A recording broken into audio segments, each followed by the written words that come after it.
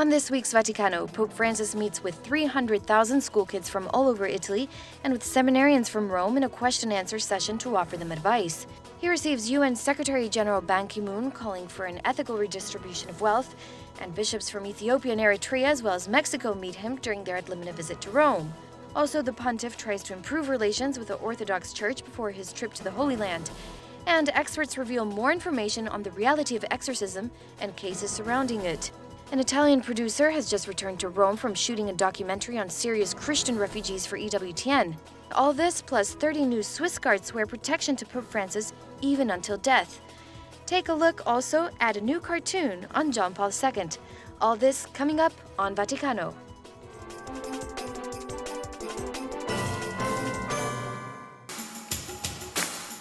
This may look like the crowds from the recent canonizations of the two Pope saints, but it's actually 300,000 students, their families, and educators from all over Italy. They met with Pope Francis in and around St. Peter's Square on May 10. Singers and comics were there to entertain the children, but the aim was to transmit the importance of education to forming human beings.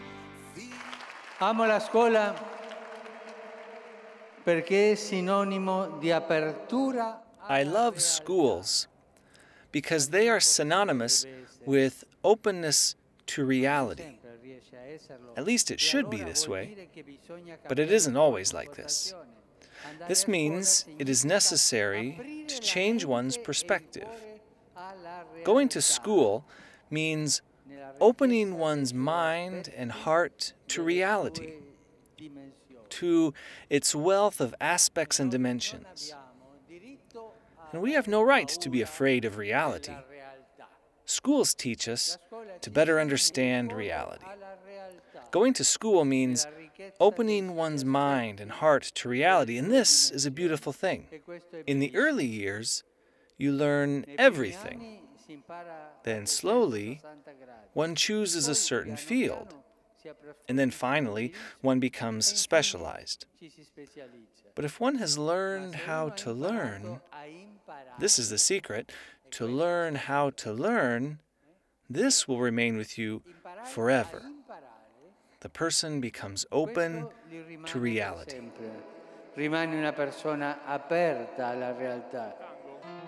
As a joke, one of the comics sang an Italian song to a tango beat, making Pope Francis laugh. L'ho parcheggiata sotto la porta,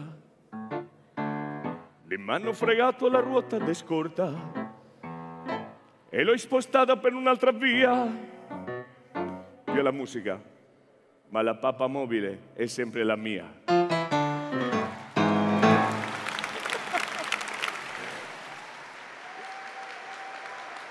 Education and formation were on the top of the Pope's agenda for the week. 2 days later, here in the Vatican's Paul VI Audience Hall, he hosted an informal question-and-answer session with seminarians and priests studying in Rome. One of the questions came from an American seminarian who asked him how to best use his time in the city.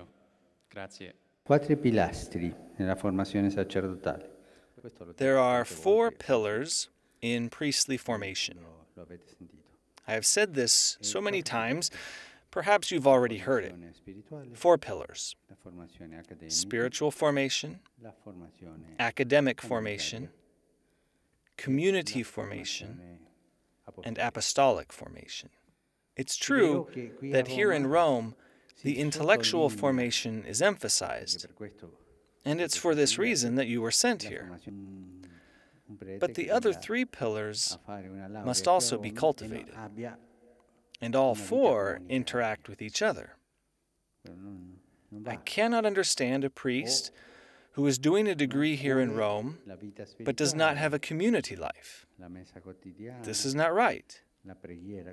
Or if he doesn't take care of his spiritual life, with daily Mass, daily prayer, Lectio Divina, personal prayer with the Lord.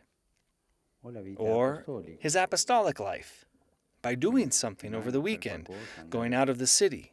It's true that studying is part of an apostolic dimension, but it's important that the other 3 pillars are taken care of.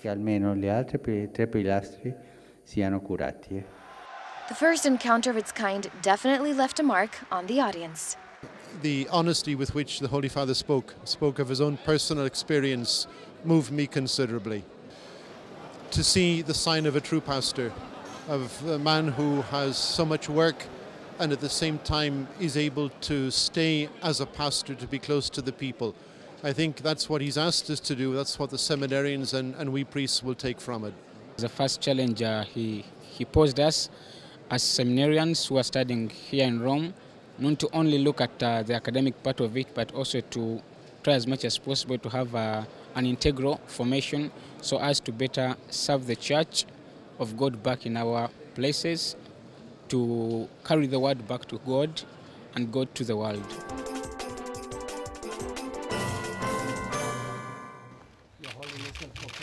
The Secretary General of the United Nations, Ban Ki-moon, met with Pope Francis on May 9. Pope Francis spoke in his native Spanish, challenging all forms of injustice, resisting what he calls an economy of exclusion and a throwaway culture. He called for an ethical redistribution of wealth to better serve those in greatest need. Nowadays, an awareness of the dignity of each of our brothers and sisters, whose life is sacred and invaluable from conception until natural death, must lead us to share with complete freedom the goods that God's providence has placed in our hands, both material goods and intellectual and spiritual goods, to give back generously and lavishly whatever we have earlier and perhaps unjustly refused to others. Pope Francis also ordained 13 new priests on May 11 at St. Peter's Basilica. He told them to always be merciful and to not worry about being too much of a forgiver. He then prayed the Regina Coeli, encouraging people to help priests be good priests. Anche a voi, per favore, chiedo I ask you, please, to pester pastors, disrupt pastors, all of us pastors, so that we can give you the milk of grace, of doctrine, and of guidance. Bother. Think of that beautiful image of the calf, as it bothers its mother to give him to eat.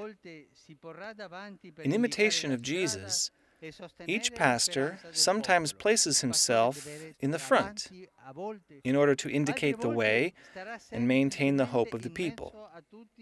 The pastor needs to sometimes be in the front. At other times, he simply needs to be in the middle of everyone, with his closeness and mercy.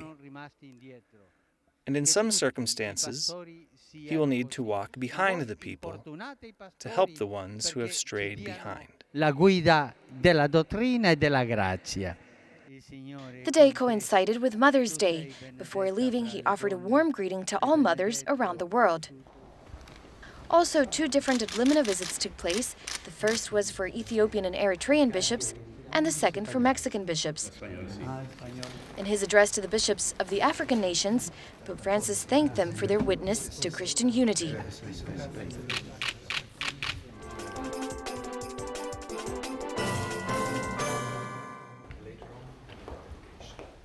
The Armenian Orthodox Patriarch Karakin II visited Pope Francis on May 9. The last time they were together was at the inauguration of Pope Francis' pontificate a little over a year ago. The last time the 2 churches were fully united was in the year 451, but Pope Francis welcomed them as brothers.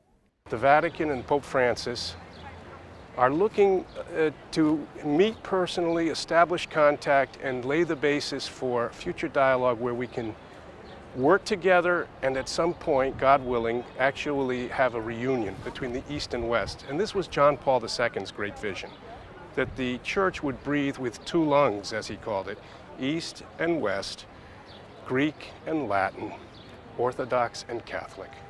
The encounter comes just days before the Pope's trip to the Holy Land, aimed at marking 50 years of relations with the Orthodox, started by Pope Paul VI.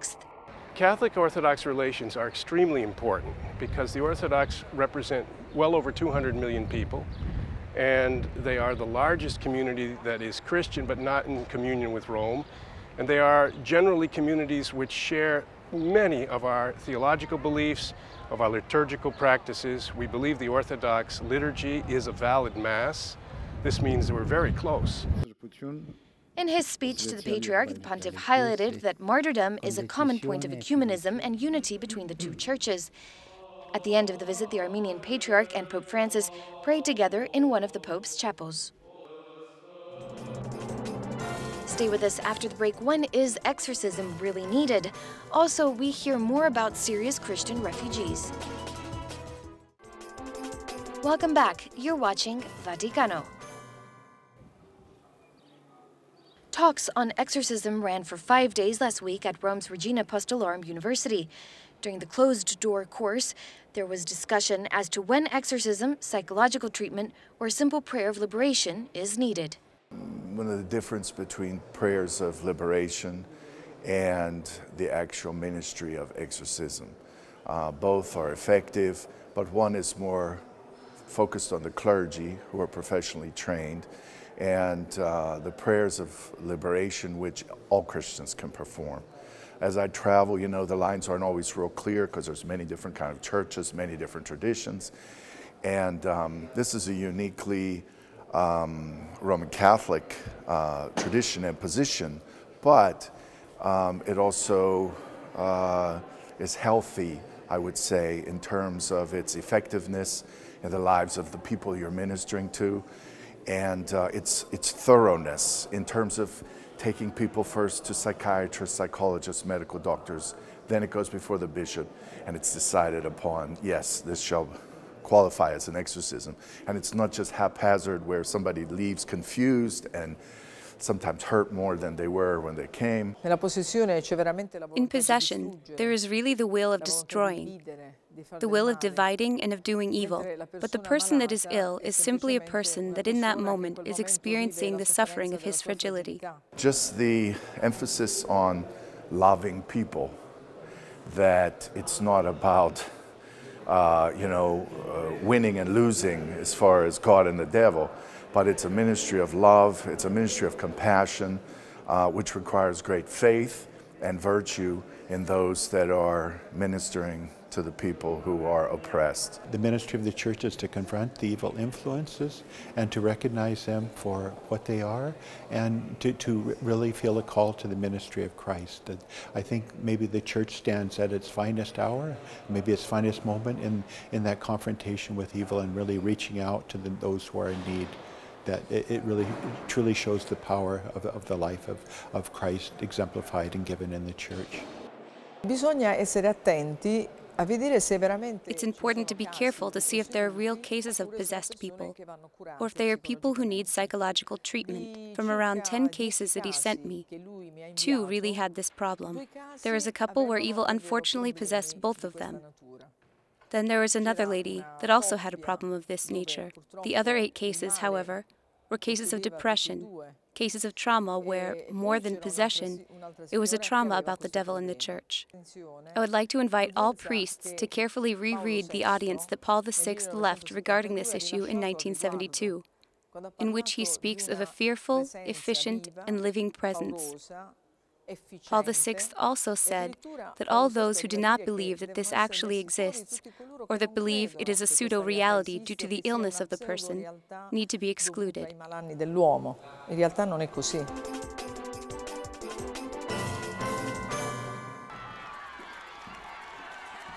St. Peter's Square seems to be getting busier with each general audience on Wednesdays. This time, Pope Francis told thousands of pilgrims how the Holy Spirit gives us strength in our everyday lives. In our lives, we frequently experience fragility, our limitations, and our shortcomings.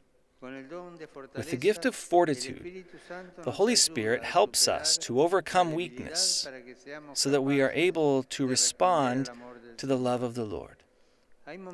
There are moments when this gift manifests itself in an extraordinary way, as in the case of so many of our brothers who never hesitated to give their lives in fidelity to the Lord and to the gospel.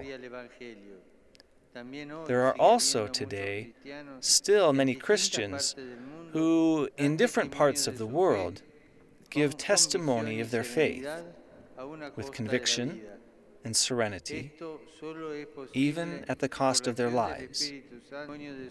This is only possible by the action of the Holy Spirit that infuses fortitude and trust. However, we shouldn't think this gift is only for extraordinary circumstances. In our everyday lives, the Holy Spirit also makes us feel the closeness of the Lord, sustains us, and fortifies us in the fatigues and trials of life, so that we won't be led into the temptation of discouragement, and instead search for the holiness in our ordinary lives. But for all of this to be a reality, it is necessary that humility of heart is united to the gift of fortitude.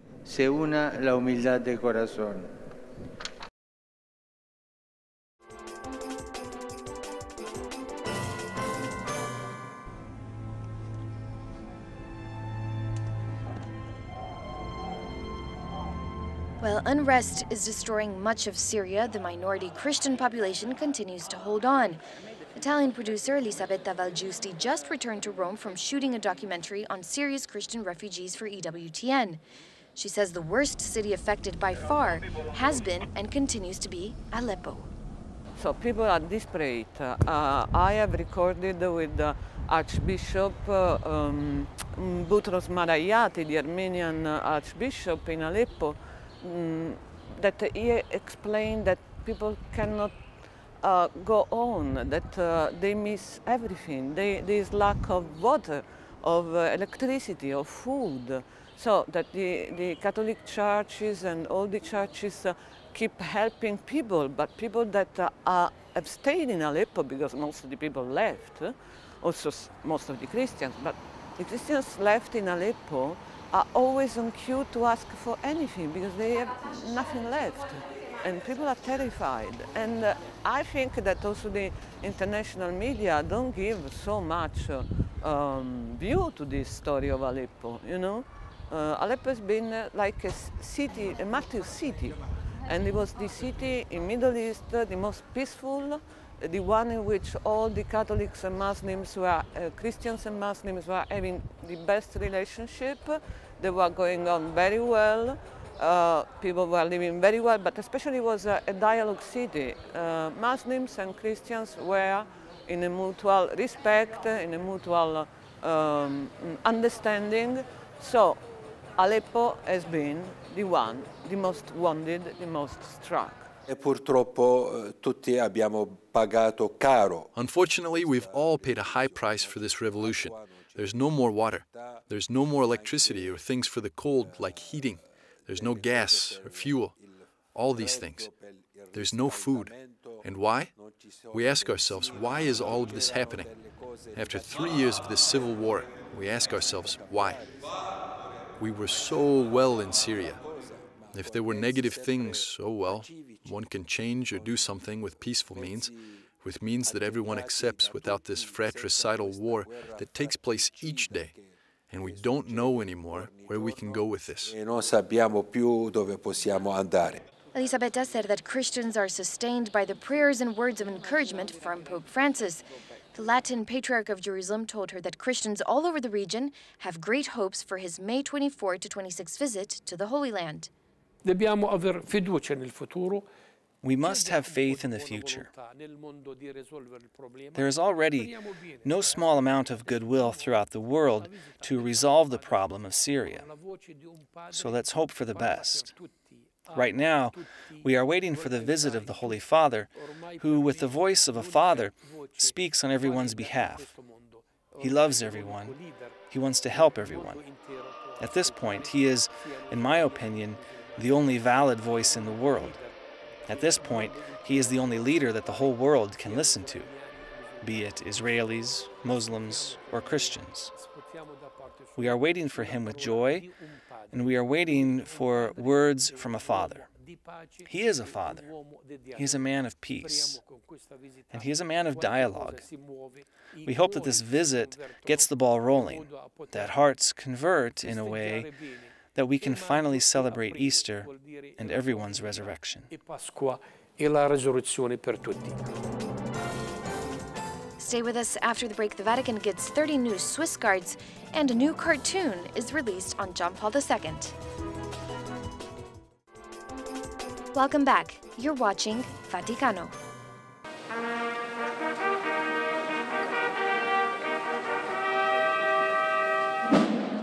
"30 new Swiss guards have made their solemn oath of allegiance to the Pope, even until death.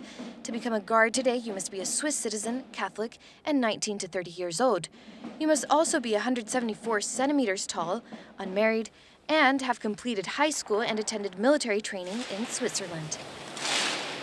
As I was 6 years old, I saw it in television, the Swiss Guard. I told my dad immediately, "Mom, Dad, I will go to the Swiss Guard if I grow up." And they laughed about me and said, yeah, it's first grow up, get a job, do your school stuff, and after them we will see again. In 2006 it was the 500-year celebration of the Swiss Guard. So I saw it again in the television, and after them I think, yes, I will get more information in internet.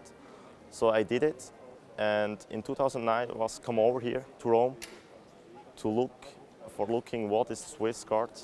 After this execution, during 5 days, I said, yes, I will do it. So I finished my school. I finished my informatics, IT engineer during 4 years. I did to the Swiss military, which is a pre-requirement for the Swiss Guard. I went 300 days to Swiss military. After them, I came over to Rome in November 2012 as a Swiss Guard. For me, it's a honor, traditional. As I was 6 years old, the uniform, I liked the uniform at this time. After them, yeah, for me it's a big honor to be here for the Pope. If it happened to give my life for the Pope, so it's this kind of things what me say, yes, I come to be a Swiss Guard. My friends, they aren't Catholic like me, but they said, hey, it's a cool job, what you can do. Not everyone can say hello to the Pope or can protect the Pope. It's a big honor. Not everyone can swear for the Pope or the life for the Pope. And I will give 100% for the Pope, for all the popes, and now for Pope Francis. The new guards were here in the courtyard below the Apostolic Palace taking their oath on May 6. It's a significant day for the guards when they remember their fallen while welcoming their newest members. The ceremony is always at the 6th May. 6th May 1527 was the sack of Rome. Means that the Swiss guards had to protect the Pope Clement the 7th, but most of the Swiss guards lost her life. That's the reason why we are recording the remembering day of the 6th May. We use it also to promise again in this way to do the same like our camera friends or our soldier 1527 has done. Swear for the Pope means to give him everything, means also the life when it needs. So it's a commitment, it's a strong commitment to do everything for the Holy Father.